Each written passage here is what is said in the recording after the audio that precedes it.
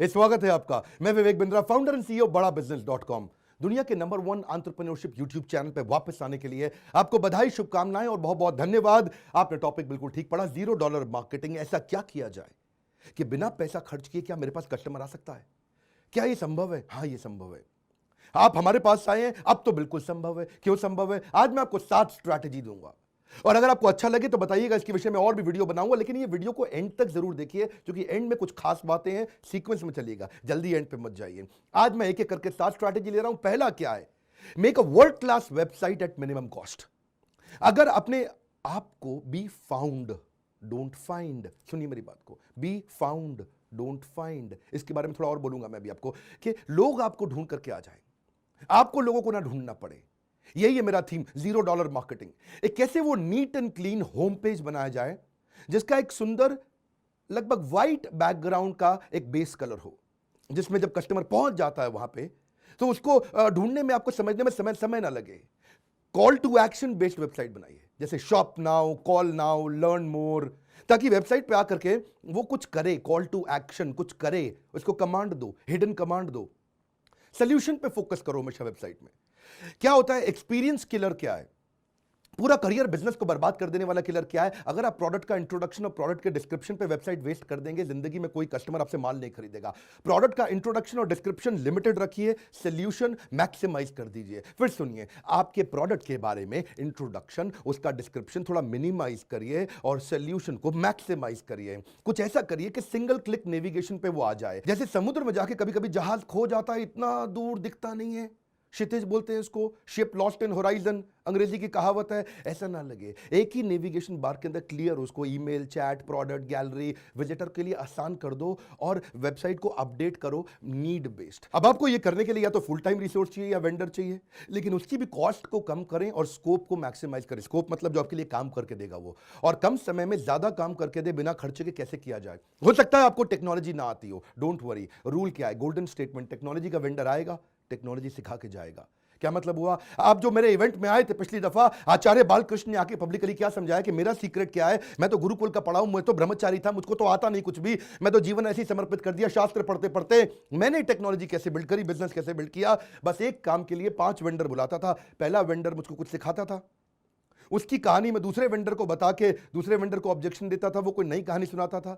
इन दोनों की कहानी जोड़ के तीसरे वेंडर को बताता था, वो कोई नई कहानी सुनाता था। तो उन तीनों की कहानी जोड़ के चौथे वेंडर को उनके ऑब्जेक्शंस, पांचवें को देता था, और फिर उसके बाद कंबाइन करके किसी एक वेंडर को, जो कई बार 7वां होता था या 10वां होता था, उसको मैं काम देता था।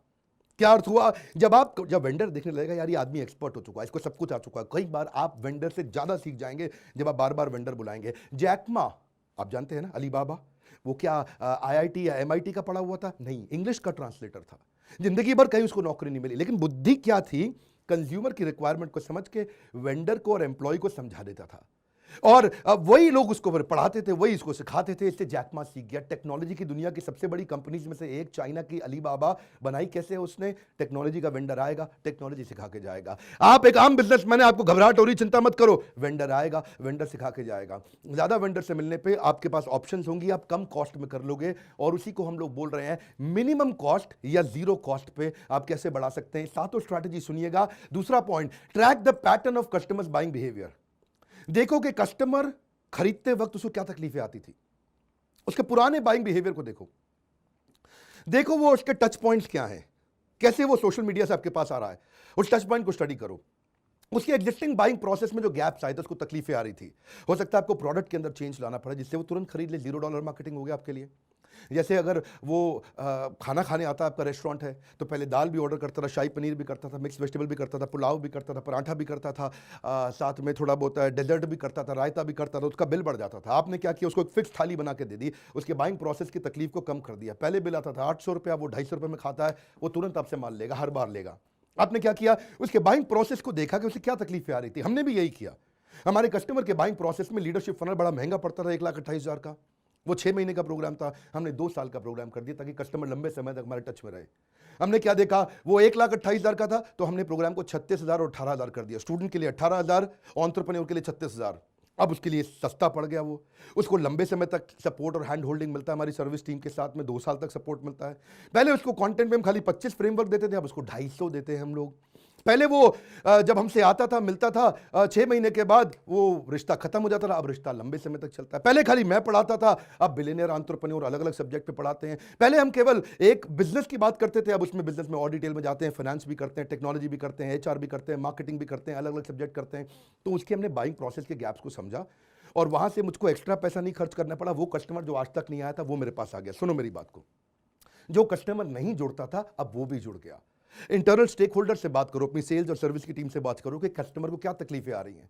अपने डेटा और फीडबैक फॉर्म को एनालाइज करो। याद रखिए, आपका बिजनेस का एक्सपेंशन परसेप्शन बेस्ड नहीं, डेटा बेस्ड होना चाहिए, एनालिटिक्स बेस्ड होना चाहिए। आप जो डिसीजन ले रहे हैं प्रोडक्ट पोर्टफोलियो को ऐड करने के, वो एनालिसिस पे करिए, गूगल एनालिटिक्स को यूज करिए। मैं उसके तरीके बताऊंगा कैसे करते हैं आपको, वो यूजफुल होता है, बड़ा फ्री होता है एकदम। ये चेक करो कि आपके पेज पे हाईएस्ट ट्रैफिक कौन से पेज पे आ रहा है, लोएस्ट ट्रैफिक कौन से पेज पे आ रहा है, जो वेबसाइट के अलग अलग पेजेस हैं आपके।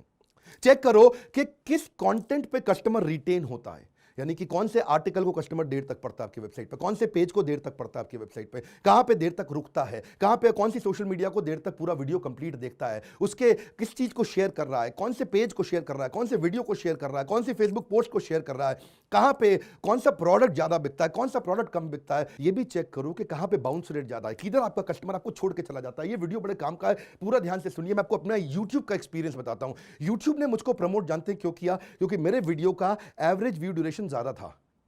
यानी कि अगर कोई वीडियो अगर 10 मिनट चलता है तो 10 मिनट में आपका कस्टमर उसको 3 मिनट देख रहा है, 4 मिनट देख रहा है, 6 मिनट देख रहा है या 8 मिनट देख रहा है। यानी कि 30%, 40%, 60%, 80% कितना परसेंट देख रहा है। ज्यादातर जो कंटेंट क्रिएटर्स हैं, दूसरे स्पीकर्स हैं, उनके वीडियो को लोग ज्यादा देर तक नहीं देखते, इसलिए उसका ट्रैफिक नीचे गिर जाता है। यूट्यूब उसको दबा देता है, क्योंकि गूगल भी, फेसबुक भी, यूट्यूब भी, इंस्टाग्राम भी अपने कस्टमर को रिटेन करना चाहता है। हर आदमी चाहता है कि उसका ट्रैफिक उसके पास रुके, इसीलिए यूट्यूब ने मेरे साथ में अच्छी पार्टनरशिप करी। YouTube ने हमारे को भयंकर प्रमोट किया। क्यों प्रमोट किया? क्योंकि कंटेंट अच्छा था। हमने देखा रिटेंशन और रेफरल पे ध्यान दिया। अब मैं तीसरी स्ट्रैटेजी पे जा रहा हूं, anticipatory content to gain customers attention. Anticipatory content का मतलब है वो कंटेंट दे दो जो कस्टमर आपके प्रोडक्ट को यूज करते हुए जिन तकलीफों को सामना करने वाला है वो पहले ही दे दो उसको। कंटेंट कुछ ऐसा बनाओ, 10x कर दो कंटेंट को, उसको ऑथेंटिक करो, उसको रेलेवेंट करो, जबरदस्त होना चाहिए, टू द पॉइंट होना चाहिए कंटेंट। लंबा चौड़ा मत लिखो, कोई बड़े बड़े आर्टिकल मत लिखो, एक इन्फोग्राफिक में बना दो, छोटा सा ग्राफिक, टाइम सेव हो जाएगा। जैसे ही इमेज देखेगा उसको बात समझ में आ जाएगी, उसकी प्रॉब्लम सॉल्व हो जाएगी। फ्री कंटेंट दो। अपने जो कंटेंट है उसमें प्रमोशनल ऑफर मत डालो, उसमें प्रोडक्ट की फीचर मत डालो। फिर से बता रहा हूं, you will lose your customer. अगर आपकी पैथोलॉजी की लैब है तो उसको कौन कौन से टेस्ट करने चाहिए, किन टेस्ट के लिए उसने, अगर मान लो हार्ट का टेस्ट कराया तो साथ में और कौन से टेस्ट उसको काम आएंगे। अगर रेस्टोरेंट है आपका तो उसको रेसिपी बेस्ड कंटेंट दो। अगर आप डॉक्टर हैं तो उसको कैसे अपनी हेल्थ में प्रिवेंशन बेस्ड कंटेंट दो।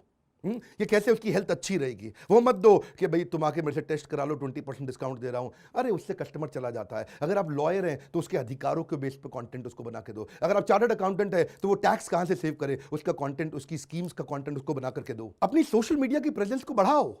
आपने नोटिस किया मैंने फेसबुक पे बहुत तेज एक्सपैंड किया पिछले कुछ महीनों में।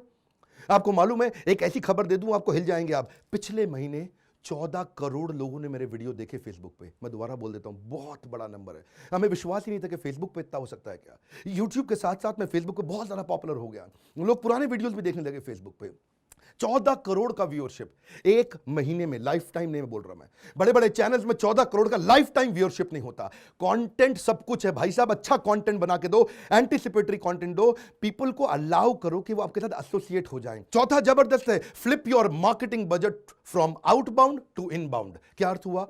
कस्टमर को ढूंढने मत जाओ, कस्टमर आपको ढूंढता हुआ है। $0 मार्केटिंग। याद रखिए वीडियो, ये वीडियोस अगर आप बिजनेस को लेके इंटरेस्टेड है, एंटरप्रेन्योर है यानी कि बिजनेस कर रहे हैं, वो एंटरप्रेन्योर है यानी कि बिजनेस कभी करेंगे, मेरे वीडियोस कभी मत छोड़िए, रोज देखिए वीडियोस। ऐसे ऐसे आपको देने वाला हूं मैं, वीडियो बढ़ाने लगा हूं अब यूट्यूब में। आउटबाउंड मार्केटिंग बंद कर दो, कस्टमर के पीछे पीछे मत जाओ, कस्टमर को अपने पीछे पीछे लेके आओ। बड़ा हल्का सा फर्क है इसमें। पहले 90% लोग आउटबाउंड पे पैसा खर्च करते थे, 10% इनबाउंड पे करते थे। अब ट्रैफिक चेंज हो रहा है, मॉडल चेंज हो रहा है। अब लोग 90% इनबाउंड पे करते हैं, 10% आउटबाउंड पे। आउटबाउंड क्या होता है? जो ट्रेडिशनल मेथड्स हैं, जैसे कि यहां पे आप कस्टमर को ढूंढने जाते हो, ट्रेड शो में जाते हो, सेमिनार्स में जाते हो, कोल्ड कॉलिंग करते हो, टेली मार्केटिंग करते हो, ईमेल करते हो, टीवी पे ऐड करते हो, रेडियो पे करते हो, प्रिंट पे करते हो, होर्डिंग पे करते हो, डोर टू डे सेल्स करते हो। इसका आरओआई कम है। मालूम है ये कैसा है आउटबाउंड? आउटबाउंड ऐसा है जैसे आप खेत में सुई ढूंढ रहे हो, खेत में सुई ढूंढ रहे हो, यानी कि अपने अखबार पे ऐड कर दी, इतने बड़े खेत में एक कस्टमर ढूंढने निकले थे आप, या थोड़े से कस्टमर ढूंढने निकले थे, खेत में सुई नहीं ढूंढते, इनबाउंड। ऐसा क्या करें कि सुई मेरे पास अपने आप चल के आ जाए, कस्टमर अपने आप चल के आ जाए। ज्यादातर मॉडल चेंज हो गए हैं, content marketing, blogging, social media, SEO, PPC, ये सारे वो तरीके हैं जिससे आप इनबाउंड करते हो। आप इनबाउंड मार्केटिंग इतनी पावरफुल है क्योंकि ये कस्टमर को एम्पावर करता है कि वो आपको ढूंढता हुआ आ जाए आपके पास। आप प्रिसाइज सही एग्जैक्ट कस्टमर के पास जाते हैं तो कॉस्ट कम हो जाती है, अदरवाइज आपकी कॉस्ट ज्यादा आती है। इससे आपका ट्रस्ट, रेपुटेशन, लॉयल्टी बढ़ती है। तो कस्टमर को पहले करो अट्रैक्ट, उसके बाद करो एंगेज, उसके बाद करो डिलाइट। मेरी बात समझ गए? Attract, engage, delight. कस्टमर आए, आप ना जाएं। पांचवा है बिल्ड योर डेटाबेस। पैसा नहीं खर्च करना चाहते, डेटा को संभालना शुरू करो। बोल चुके Mukesh Ambani, data is the new oxygen, data is the new currency. Data दो प्रकार का, एक इंटरनेट का डेटा और एक डेटा वाला डेटा जिसमें आपके पास सारे नंबर, सारी detail, email address, phone numbers, उनके इंटरेस्ट, उनके पुराने बाइंग, उन्होंने कब करी है, सॉफ्टवेयर लगाओ, सीआरएम लगाओ, ईआरपी लगाओ। इसके बिना चल नहीं सकता। इसके लिए मैंने कोर्सेज भी बनाए हैं, ईआरपी में मैंने कोर्स बनाया, सीआरएम पे कोर्स बनाया। उसको सीखो, बिजनेस को ऑटोमेट करो। दुकानदार भी अपना धंधे को ऑटोमेट कर सकता है, एक पनवाड़ी भी धंधे को ऑटोमेट कर सकता है, तभी आप गल्ला छोड़ के बाहर निकलोगे। Build database of your potential prospect and existing prospect. जो भी रेलेवेंट डेटाबेस है उसको इकट्ठा करना शुरू करो। आपके मन में आएगा डेटा कैसे मिलता है भैया? अरे भैया ये कहां से मिलता है डेटाबेस? आपके मन में आएगा अरे डेटा पता है कैसे मिलता है? आपको अलग अलग सोर्सेज आपके खुद थे, आपने ध्यान नहीं दिया, किसी ने आपको कॉल किया, वो डेटा है। हर डेटा को सीआरएम में डालो, सीआरएम लगवाओ अपने यहां पे। बहुत सस्ता पड़ता है सीआरएम। अगर आपको नहीं मालूम, उसके बारे में जानना चाहते हैं तो मेरा ईआरपी का कोर्स इस समय बहुत सस्ती स्कीम में मैं आपको दे रहा हूं, अफोर्डेबल दे रहा हूं।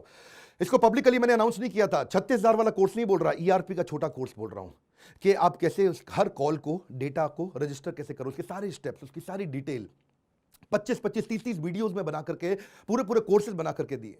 चैटबॉट के थ्रू डेटा आता है आपके पास में। कोई पुरानी सेल्स हुई है वो भी आपका डेटा है। कोई इंक्वायरी फॉर्म पे वेबसाइट में कुछ भर दिया आपके बारे में, वो डेटा ही तो है आपका। और क्या है, उस डेटा को सबको सीआरएम में लेकर के आओ। कोई इवेंट में गए, वहां से कुछ बिजनेस कार्ड लेकर के आए, कुछ इंफॉर्मेशन लेके आए, उसको अपने सीआरएम में डालो, वो आपका डेटा है। किसी ने फीडबैक दिया आपको, वो भी आपका डेटा है, उसको सबको भरो सीआरएम में। एम्पावर करो अपनी टीम को कि वो उसके बाद जो डेटा इकट्ठा हो गया है, 1,000, 2,000, 10,000 कस्टमर का, पुराने 500, 200, 100 जितने भी हैं, उनके साथ में रिलेशनशिप बिल्ड करें, उनको नर्चर करें, उनको फॉलो अप करें, उनको कंसिस्टेंट पिच दे। ये मेरा 5वां पॉइंट था। और 6ठा पॉइंट इसी से संबंधित है, give old data a new life.